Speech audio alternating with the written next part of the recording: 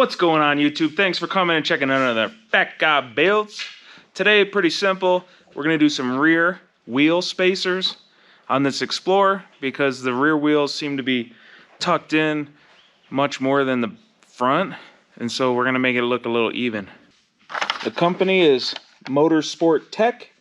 These are instructions that just say, you know, if the factory studs stick out past the spacer, it's dangerous. You either need to trim them or you have the wrong spacer. Maximum of 140 foot-pounds. Don't torque above 140 foot-pounds. Comes packaged in a little box. And I guess I'll just dump it out like that.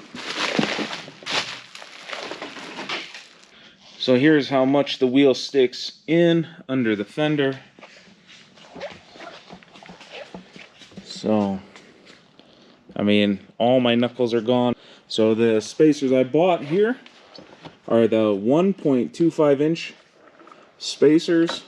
The nuts that come with the spacers are 19 millimeter. The ones for the vehicle are 21 millimeter. Step one, jack up the car. Remove the wheel.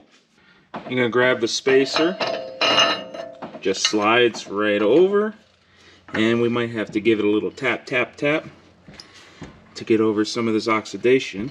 But yeah, just slide it on, tap it where it's flush, and then we'll put the nuts on. I torqued my lugs to 110 foot-pounds. They do stick out 3 threads.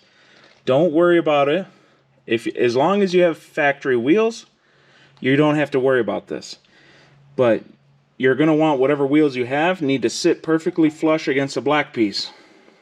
The reason you don't have to worry about the 3 threads that are sticking out here is because on the factory wheels, you have dimples notched in to the wheel in between each lug nut.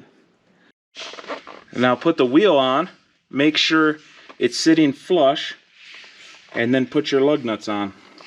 As you can see now, it's nice and flush. 1 1/4 inch. Makes it nice and flush. It's a little in, but no poke, which is good. See on this side, see how far in the tire is? I didn't do this side yet. So it looks way better, and it has a wider track, so it should feel better when I'm towing and in corners. So when you go to their website, they're going to have options for vehicles.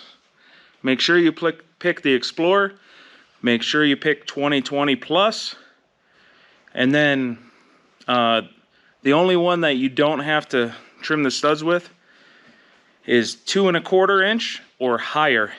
So anything smaller than 2 1/4 inch, you're going to have issues, and you're probably going to have to cut stuff, and I didn't want to do that.